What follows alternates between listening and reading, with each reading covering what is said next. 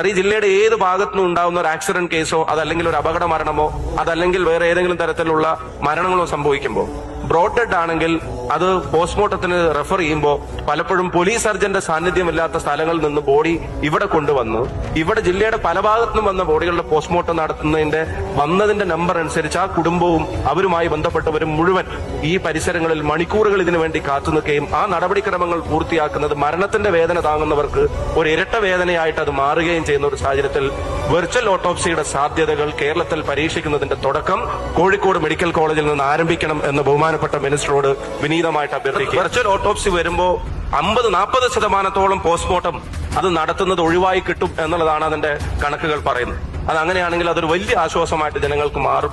ഞങ്ങൾ എല്ലാവരും ഒരു ഇനിഷ്യേറ്റീവ് എടുക്കാൻ തയ്യാറാണ്. ഇപ്പോൾ ഒരു എംപിക്കും ഒരു MLAക്കും 1 കോടി 50 ലക്ഷം നീക്കി വെക്കാൻ കഴിയില്ല. പക്ഷെ 10 ലക്ഷം 20 ലക്ഷം ഇങ്ങനെ മൊത്തം ജില്ലയുടെ ഒരു ആവശ്യത്തിന് വേണ്ടി നീക്കി വെക്കാൻ ആർക്കും പ്രയാസം ഉണ്ടാകുമെന്ന് ഞാൻ കരുതുന്നില്ല.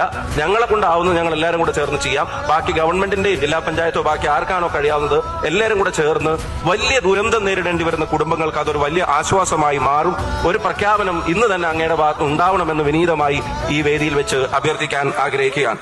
വെർച്വൽ ഓട്ടോപ്സിയെ പറ്റി പറഞ്ഞു. അതായത് ശരീരം കീറി മുറിക്കാതെ പോസ്റ്റ്മോർട്ടം ചെയ്യുന്ന സംവിധാനമാണ്.